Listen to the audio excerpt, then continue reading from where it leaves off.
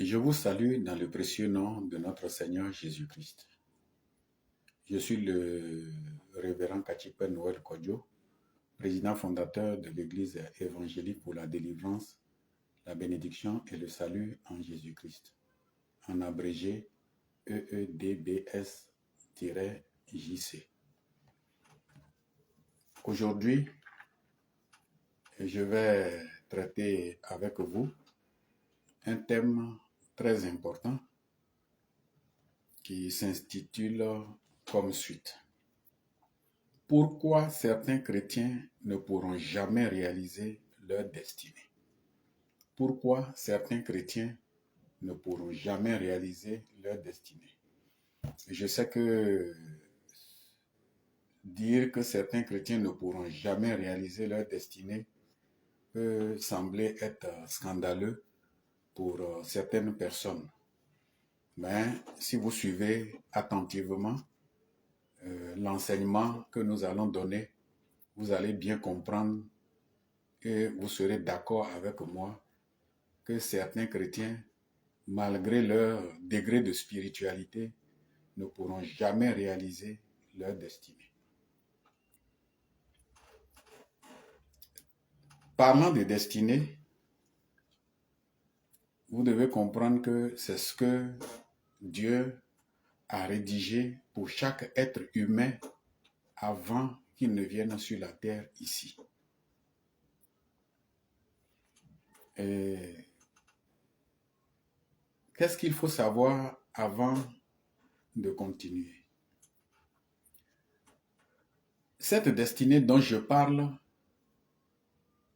est rédigée par l'Éternel Dieu pour chaque être humain. Et cette destinée se trouve dans le livre qu'on appelle le livre des destinées. Le livre des destinées. Ce livre des destinées se trouve avec l'Éternel Dieu créateur qui a fait toutes choses et c'est avec lui seul. Ce livre ne se trouve pas dans les librairies comme on peut acheter la Bible dans une librairie. Et je vais vous faire une différence entre la Bible et le livre des destinées dont je parle. Parce que c'est la confusion entre ces deux livres, la méconnaissance de la différence entre ces deux livres qui fait que certains chrétiens ne pourront jamais réaliser leur destinée avant de mourir. Ils peuvent peut-être être sauvés, mais sur la terre, ils ne vont jamais réaliser leur destinée. Ils peuvent même souffrir jusqu'à mourir, même si ils se sont sanctifiés pour être sauvés. La Bible, c'est la parole de Dieu révélée depuis tous les temps et elle a pour but de nous montrer Dieu, de nous faire connaître Dieu, ses œuvres, ses plans pour le monde qu'il a créé, pour l'humanité en particulier. La Bible nous permet de savoir marcher avec Dieu, de connaître sa volonté et de faire cette volonté pour garantir notre salut. C'est le rôle de la Bible. La Bible ne contient la destinée de personne. La Bible ne contient la destinée de personne. Nous allons trouver dans la Bible certaines révélations concernant les humains qui ont été révélées juste pour nous donner des instructions et pour nous permettre de savoir marcher avec Dieu. Mais vous ne verrez pas dans la Bible toute la destinée d'un être humain tracée. Ça n'existe pas. Donc, celui qui s'attache uniquement à la Bible, la parole de Dieu, il va connaître Dieu, il va marcher avec Dieu, il va plaire à Dieu et il sera sauvé. C'est le rôle de la Bible. Mais à côté de la Bible que nous pouvons acheter dans les librairies, nous avons le livre des destinées, qui est un livre invisible que seul Dieu détient et dans lequel se trouve la destinée de tous les êtres humains sur la terre. Je ne parle pas de chrétiens, je ne parle pas de musulmans, je ne parle pas de bouddhistes, je parle de tous les êtres humains. Dans Psaume 139, le verset 16, la parole de Dieu nous dit: « Quand je n'étais qu'une masse informe, tes yeux me voyaient, et sur ton livre étaient tous inscrits les jours qui m'étaient destinés avant qu'aucun d'eux n'existe. » C'est comme ça pour chaque être humain. Donc déjà, quand tu es dans les entrailles de ta mère, que Dieu sait qu'il y a quelqu'un qui va naître, il y a un homme qui va naître, il y a une femme qui va naître, Dieu, il rédige ta destinée. Et il a dit aussi dans sa parole: « Je connais les projets que j'ai formés sur vous. Ce sont des projets de paix et non de malheur, afin de vous donner un avenir fait d'espérance. » Donc, il n'y a rien de mauvais que Dieu a rédigé dans la destinée de qui que ce soit. C'est rien que de bonnes choses. Ça, c'est Psaume 139, le verset 16. Quand nous lisons aussi dans le Nouveau Testament, le livre des Actes des Apôtres, chapitre 17, le verset 26, là aussi, il est écrit que Dieu a fait que tous les hommes sortis d'un seul sang habitassent sur toute la surface de la terre, ayant déterminé la durée des temps et les bornes de leur demeure. La durée des temps, les bornes de leur demeure. C'est-à-dire que Dieu avait déjà tout déterminé, il a tout prévu. Ce que chacun doit être sur la terre ici, ce qu'il doit réaliser, ce qu'il doit faire, c'est écrit.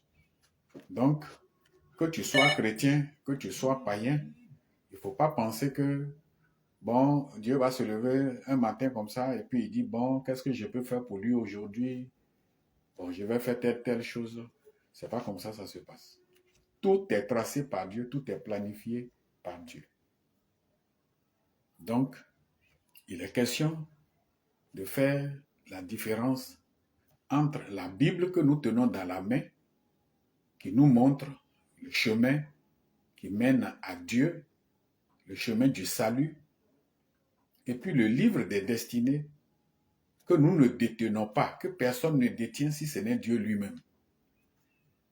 C'est dans ce livre que les mystiques, les féticheurs, les marabouts, les sorciers, les médiums cherchent à jeter un coup d'œil, c'est-à-dire pour lire un peu ta vie, ta destinée, pour voir qu'est-ce que Dieu a prévu pour toi, quelles sont les richesses, les honneurs, les élévations que Dieu a prévues pour toi. Le monde l'appelle ton étoile. Il cherche à voir, à fouiller pour voir ton étoile, pour voler dedans dans ta destinée, pour voler ta destinée. Donc c'est de ça qu'il s'agit. Et je voudrais vous dire ce matin que si vous ne faites pas de différence entre la Bible et la destinée de l'homme, je dis à mes frères chrétiens, je dis à mes sœurs chrétiennes, je dis aux pasteurs, aux prophètes, aux docteurs, qu'ils ne pourront pas réaliser leur destinée sur la terre ici. C'est dommage parce que les mystiques, les païens, il y a beaucoup qui réalisent leur destinée. Ils n'ont rien à voir avec la Bible qui est la parole de Dieu. Ils ne vont même pas à l'église. Affaire de Jésus, ça ne les intéresse pas. C'est un mystère et vous devez comprendre ce mystère pour que votre vie change. Ils ne vont pas à l'église, mais ils prient Dieu. Ils ne connaissent pas Jésus, mais ils prient Dieu, comme Corneille. Et ils évoluent dans la vie, ils réussissent dans la vie. Plusieurs d'entre eux arrivent à réaliser leur destinée. Mais vous savez pourquoi? Simplement parce que ils savent qu'il y a une destinée que Dieu a rédigée pour eux. Et comment je peux vous le prouver? Je peux vous le prouver en vous demandant d'écouter ce que la parole de Dieu dit dans Job, le chapitre 33, versets 14 et 15. Je vais vous lire ce passage, Job 33, versets 14 et 15. Je lis verset 14. Dieu parle cependant tantôt d'une manière, tantôt d'une autre, et l'on y prend bon garde. Il parle par des songes. Les songes, ce sont les rêves. On dit songe, c'est la même chose dans un français courant, simple. On dit rêve. J'ai fait un songe, j'ai fait un rêve. Il parle par des rêves, c'est-à-dire par des songes, par des visions nocturnes, quand les hommes sont livrés à un profond sommeil, quand ils sont endormis sur leur couche. C'est ce que la parole de Dieu nous révèle. Dieu parle par des rêves, Dieu parle par des songes. Et je vous l'affirme et le confirme, que les païens, les mystiques, les féticheurs, les marabouts, prennent en considération les rêves qu'ils font, les songes qu'ils font.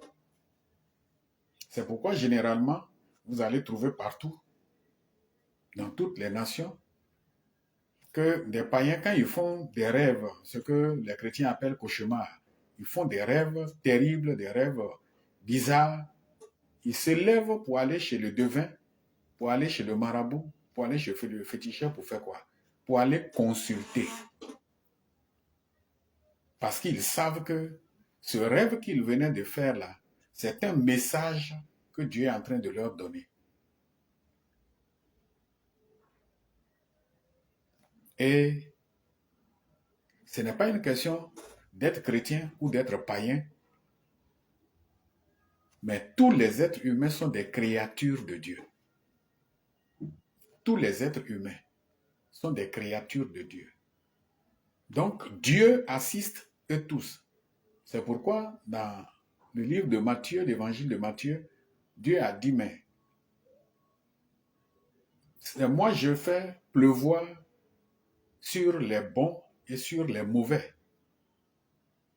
Je donne à manger aux méchants, je donne à manger aux justes. Vous devez comprendre ça. Si vous ne comprenez pas ça, vous n'allez pas réaliser votre destinée. Je n'ai pas dit que vous ne serez pas sauvés. Je parle essentiellement aux chrétiens, aux pasteurs, aux prophètes, aux docteurs, qui pensent qu'ils détiennent la clé de la science, ils détiennent la clé du savoir, ils ont la Bible, ils sont sauvés, ils ont le salut, mais en réalité, leur destinée ici-bas, ils ont raté ça. Et tant qu'ils ne se ressaisissent pas, ils ne pourront jamais réaliser cette destinée. Parce que la destinée dont je parle, c'est Dieu seul qui tient nos destinées dans ses mains. Et qu'est-ce qu'il fait? Puisqu'il refuse que l'on consulte les devins, les magiciens, les astrologues. Donc lui-même, quand nous avançons dans la vie, il nous fait des révélations. Il nous parle par des songes. Il ne nous parle pas par la Bible pour parler de notre destinée. C'est dans les rêves ou même je dirais dans les révélations concernant notre vie individuelle, que Dieu nous montre le chemin de notre destinée. Et de la Genèse jusqu'à l'Apocalypse, vous allez vous rendre compte que certaines personnes ont failli quitté le droit chemin, le chemin de leur destinée, et Dieu les a ramenés sur ce chemin simplement en leur apparaissant dans leur sommeil, dans leurs rêves, dans leurs songes. Et ces gens ont pris en compte la révélation de Dieu et ça a changé leur vie, ça a détourné certains du malheur, ça a apporté la bénédiction à d'autres. Donc c'est pourquoi nous voulons vous instruire là-dessus. Souvent, avec beaucoup de pincement au cœur, j'entends des grands hommes de Dieu dire « Oh, vous, votre affaire de rêve, rêve là, rêve là. Oh, laissez l'affaire de rêve là. » C'est pitoyable. Je vais vous donner quelques exemples pour vous prouver que on peut être païen et puis Dieu peut nous faire réussir notre vie sur terre. Et on peut être chrétien et puis on ne va pas réussir sur cette terre. Je vais partir d'abord de l'Ancien Testament. Vous prendre quelques exemples pour vous donner. Je prends l'exemple d'Abimelech. Abimelech, c'est un roi. Et quand vous prenez Genèse chapitre 20, versets 1 à 18, vous allez trouver ça. Abimelech, il n'est pas chrétien, il n'est pas juif. Il est un roi païen. Et Abraham, dans son aventure, est arrivé chez lui, dans son village, dans son royaume. Mais Abraham était marié, sa femme, c'est Sarah. Et en partant, il a dit à sa femme, je sais que comme tu es très belle, arriver là-bas, les gens peuvent me tuer pour te prendre. Donc si on arrive, si on te demande si je suis ton mari, il faut dire non, que nous sommes des frères.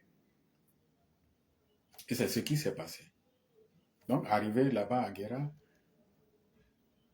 on a demandé à Abraham, Abraham dit c'est ma soeur. On a demandé à Sarah, Sarah dit c'est mon frère. Mais s'ils sont des frères, ils ne peuvent pas se marier. Et c'est comme ça le roi Abimelech a pris Sarah pour en faire sa femme.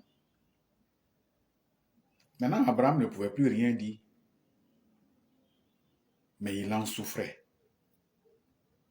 Et qu'est-ce que Dieu va faire?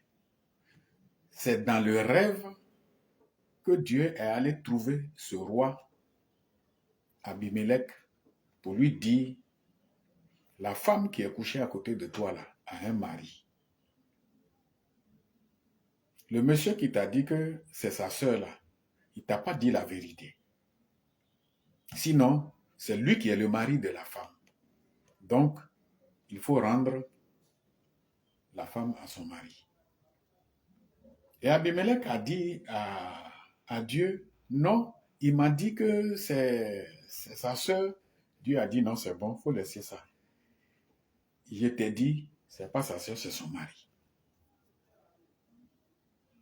Ils ont échangé, Dieu et Abimelech ont échangé en songe, en rêve. Ça n'a rien à voir avec son salut pour aller au ciel. Ça n'a rien à voir avec. C'est en rapport avec sa destinée sur terre, sa vie sur terre. Le plan que Dieu a pour lui, si il prend la femme d'Abraham, ce plan-là, il va échouer. Donc, pour le remettre sur le droit chemin, Dieu est venu le trouver en rêve, en songe, pour lui dire, c'est la femme de quelqu'un d'autre, il faut lui rendre sa femme. Et puis il s'est réveillé. Quand il a appelé Abraham pour demander, il s'est trouvé que c'est vrai. Ça n'a rien à voir avec son salut. C'est en rapport avec sa destinée sur terre. Bon, il a rendu la femme. C'est ça l'importance du rêve dans la vie de quelqu'un. Les chrétiens, eux, ils ont la Bible dans la main. Ils pensent que s'ils obéissent à la parole de Dieu, s'ils prient beaucoup, s'ils jeûnent beaucoup, là, ils vont réaliser leur destinée. Non, tu ne pourras pas réaliser ta destinée parce que ta destinée, là, est caché dans la main de Dieu. Donc, c'est de temps en temps que quand il voit un danger devant toi, il vient, il lève le voile pour te dire, ah, il y a tel danger devant toi. S'il prépare un bonheur pour toi, il vient en rêve ou dans une révélation pour te montrer qu'il a préparé une bénédiction pour toi. Et quand tu te réveilles, quand tu prends les dispositions qu'il faut, si c'est un malheur, tu peux détourner le malheur. Si c'est un bonheur, tu peux protéger le bonheur pour que tu puisses entrer en possession de ce bonheur.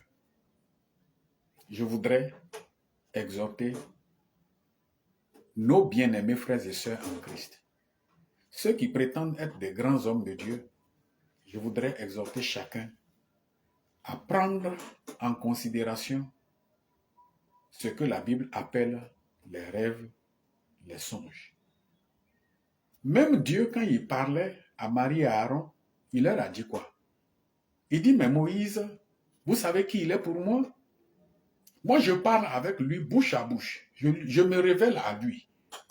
Mais quand je veux parler aux autres là, c'est dans les rêves, dans les songes que je leur parle. Donc, ce n'est pas normal que le chrétien confonde la Bible avec le livre des destinées. Le deuxième exemple, Jacob. Jacob, chez son oncle, a beaucoup souffert. Il a vécu pendant 20 ans chez son oncle. Lui-même, il a témoigné, il dit, si le Dieu de mon père n'était pas avec moi, toi, mon oncle, tu allais me renvoyer les mains vides. Mais comment il a pu obtenir sa richesse? Quand son oncle le jouait, c'est qu'il avait décidé de partir. Et son oncle lui a dit, non, tu es la source de bénédiction pour ma maison, je ne peux pas te laisser partir. Donc fixe toi-même ton salaire. Jacob lui a dit, bon, les brebis rayées et tachetées seront mon salaire. Les brebis de race pure te reviendront.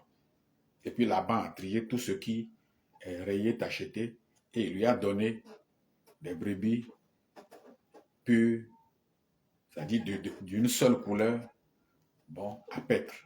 Sachant que si un bouc blanc s'accouple avec une chèvre blanche, les petits seront blancs. Mais quand vous lisez Genèse 31, versets 11 à 13, c'est en songe que Dieu a révélé à Jacob comment il a procédé pour le rendre riche dans la maison de son oncle. C'est un songe. Ce n'est pas la Bible que Jacob a lue pour voir quelle stratégie il va utiliser pour réussir. Donc, vous qui pensez que c'est en lisant la Bible que vous allez réussir, vous êtes dans l'erreur.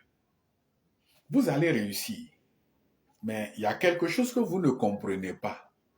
Dans Josué, le chapitre 1, le verset 7, Dieu a dit que ce livre de la loi ne s'éloigne point de ta bouche. Médite-le jour et nuit pour observer tout ce qui est prescrit. C'est alors que tu réussiras dans tes entreprises. C'est vrai. Maintenant, pour que Dieu te bénisse là, dans tes entreprises, c'est dans des révélations, des songes, des visions, qu'il va lever le voile sur ta vie. Quand Joseph a fait des songes, étant dans la maison de son père, des songes, on nous a parlé des songes, mais les détails là, on ne nous a pas parlé de ça. Vous voyez? Donc, il y a un chemin qui est tracé, qu'il faut suivre, et c'est dans les songes, dans les visions, dans les révélations, que Dieu nous éclaire sur le chemin de notre destinée. Je prends l'exemple de Pharaon. Pharaon, il n'est pas un juif, c'est un païen. Il n'est pas chrétien, c'est un païen.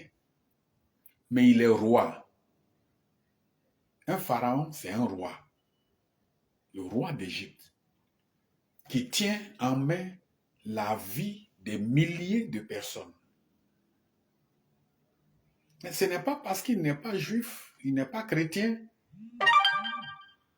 que Dieu va laisser le peuple, la population mourir. C'est dans 2 rêves que Pharaon a eu à faire dans une seule nuit, que Dieu lui a révélé ce qui doit arriver à son peuple sur une période de 14 années, dans un rêve. Il n'a pas lu la Bible.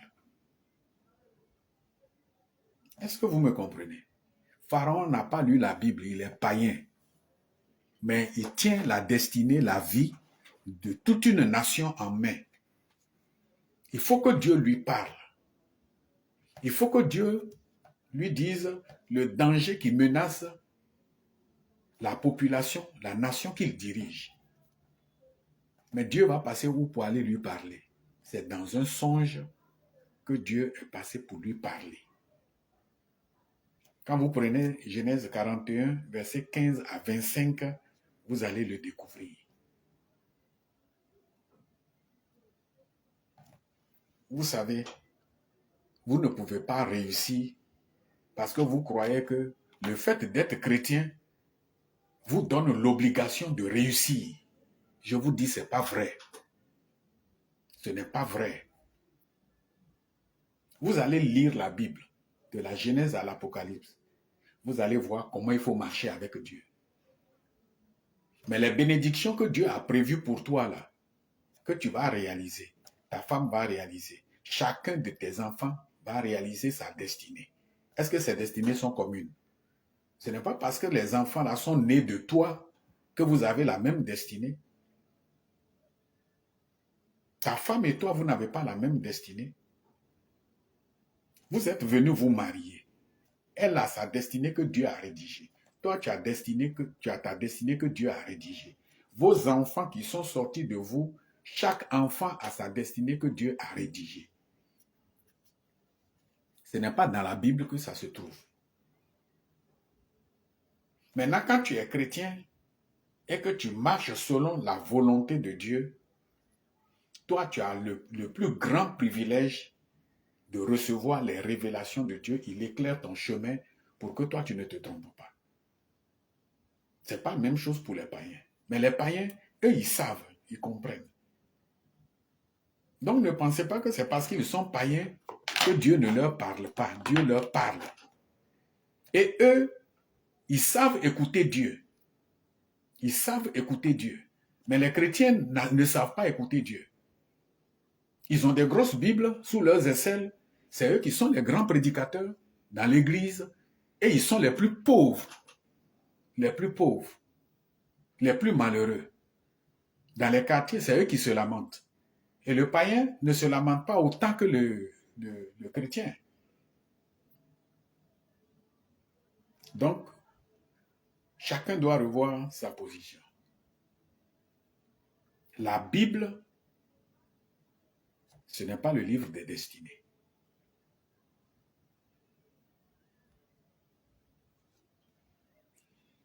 Je prends l'exemple de Salomon. Je suis dans l'Ancien Testament. L'exemple de Salomon. Parce que je vous ai donné les exemples des gens qui sont païens, mais à qui Dieu se révèle. Et il se révèle à eux dans des visions nocturnes, dans des rêves, dans des songes. Et ces gens-là prennent au sérieux la révélation de Dieu. Il y a aussi ceux qui sont enfants de Dieu, juifs, chrétiens, comme Jacob, comme Salomon, à qui Dieu se révèle aussi, mais dans les songes. Quand vous lisez 1 Roi, le chapitre 3, versets 5 à 15, on parle du roi Salomon, un roi sage, que les gens ont payé le transport pour quitter leur nation. Même d'autres rois ont payé le transport pour venir à Jérusalem pour croiser ce roi qu'on appelle Salomon.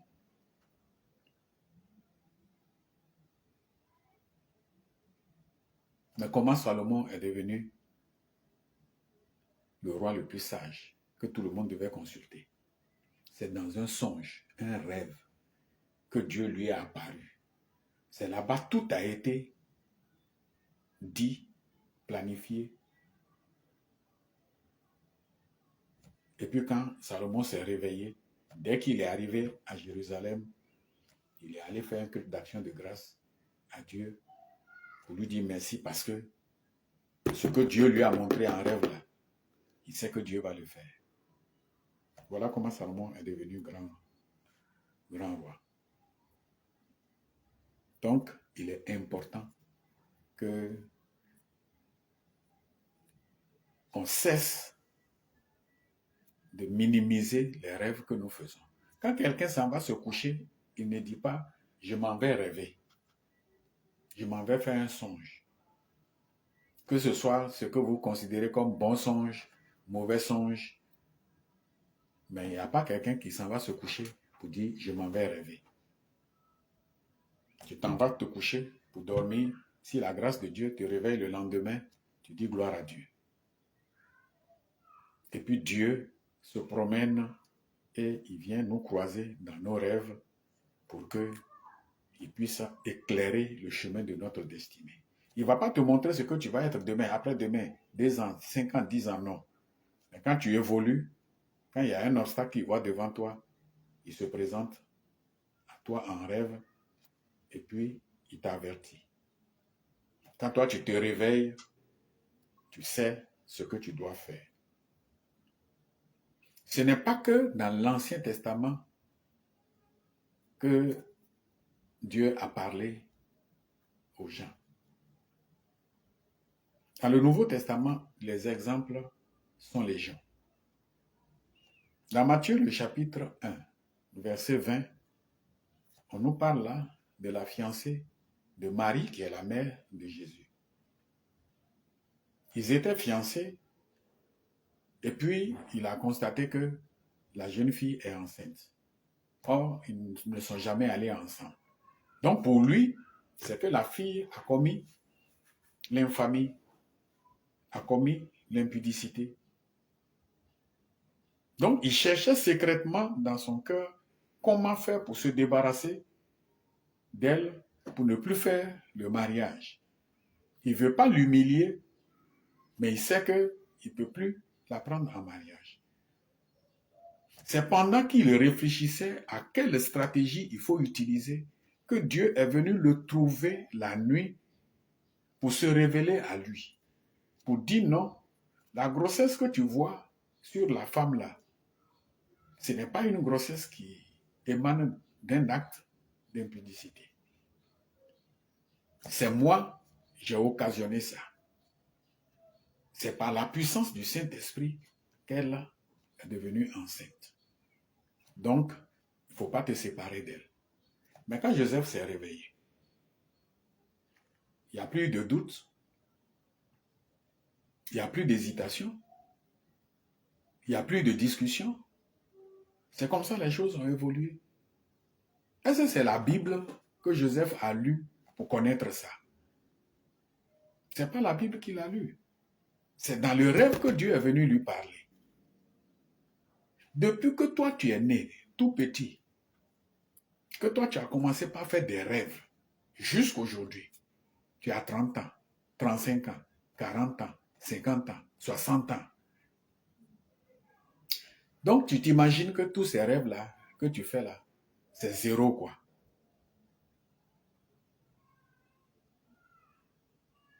C'est dommage. C'est dommage.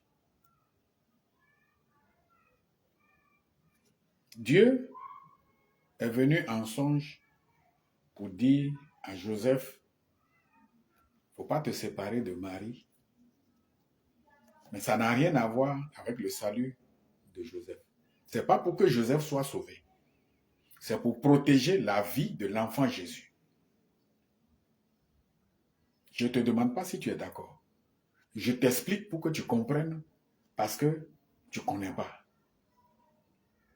Dieu a dit, mon peuple périt parce qu'il lui manque la connaissance. Mon peuple est détruit parce qu'il lui manque la connaissance. Un autre exemple, les mages qui sont venus de l'Orient pour venir saluer l'enfant Jésus. En venant, ils sont passés chez le roi Hérode pour dire le roi est né à Bethléem, nous allons pour aller lui rendre hommage. Hérode est roi. On va dire qu'il y a un autre roi qui est né encore. Hérode ne peut pas accepter ça. Ils ont fait des recherches pour savoir, mais quel est ce roi dont on a parlé, les prophètes ont parlé, on attend sa naissance, on dit il est né. Les petits enfants qui sont nés là, le roi là est parmi eux. Ils ont fait des recherches. Hérode a dit aux mages, si vous êtes partis et que vous avez trouvé l'enfant roi là, passez chez moi pour m'en informer, pour m'indiquer le lieu où on peut le trouver. Et puis moi aussi, je vais aller pour aller lui rendre hommage. Or, en réalité, ce n'était pas pour aller rendre hommage à Jésus. C'était pour aller le tuer. Quand vous lisez Matthieu le chapitre 2, le verset 12, après avoir rendu hommage au Seigneur, les mages devaient retourner le lendemain, passant par la maison d'Hérode pour lui donner les informations avant de retourner chez eux en Orient. Mais c'est la nuit que Dieu est venu les trouver en songe, en rêve. Il faut que ça rentre dans ton esprit. Je dis, la Bible que tu tiens dans la main ne contient pas ta destinée. Tu ne peux pas lire dedans le chemin que tu dois suivre pour réussir sur cette terre. Ce n'est pas possible. Dieu peut mettre des bénédictions devant toi comme ça, et puis tu ne pourras jamais les avoir parce que la révélation qui va te permettre de suivre le chemin de l'acquisition de ces richesses, tu refuses ce chemin, tu renies ce chemin, tu hais cette connaissance. Dieu parle tantôt d'une manière, tantôt d'une autre, et les hommes n'y prennent point garde. Tu fais partie de ces hommes-là qui ne prennent point garde à ce que Dieu révèle, par les songes, par les visions. Mais quand les mages se sont réveillés le matin, est-ce qu'ils sont repassés chez Hérode? Ils ne sont plus repassés chez Hérode. Ils sont rentrés directement chez eux. Hérode les a attendus jusqu'à... Il ne les voyait pas. Il est fâché. Et il a envoyé les gens pour tuer tous les enfants de 0 à 2 ans. Parce qu'il sait que l'enfant se trouve dans cette grille d'âge-là. Mais vous voyez que quand Hérode a fait ce plan,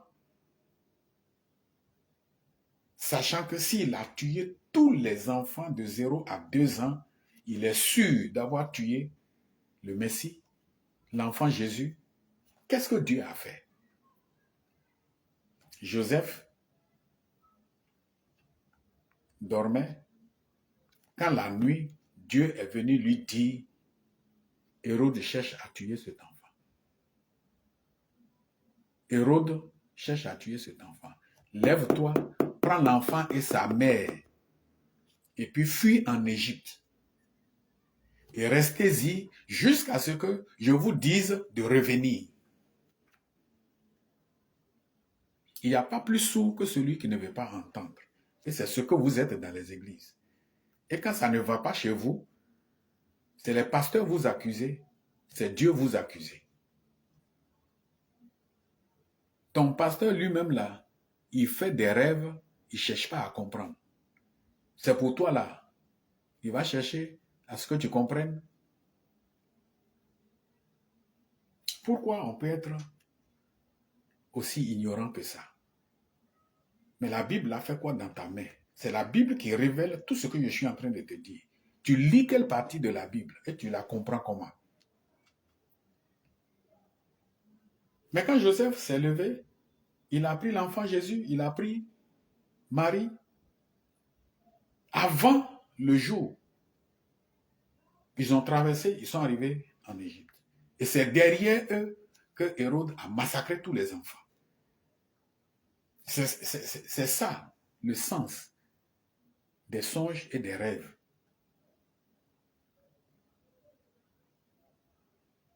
Et ils sont restés en Égypte jusqu'à quand Hérode est mort.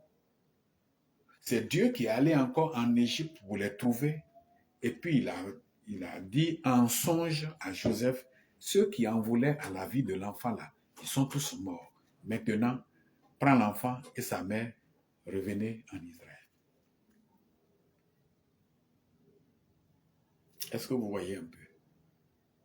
Il y a beaucoup d'autres exemples, mais je préfère m'arrêter là pour vous dire simplement que si vous pensez que c'est parce que vous êtes un chrétien que vous devez réussir forcément sur la terre ici, c'est faux. Je vous le confirme aujourd'hui.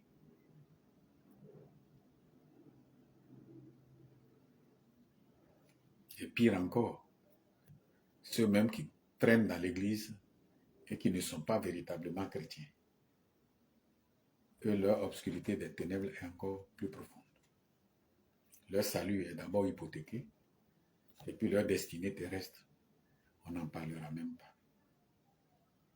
Je voudrais donc m'arrêter là pour vous exhorter, vous encourager à prendre en compte les songes, les visions, les révélations que Dieu vous fait au sujet de votre destinée.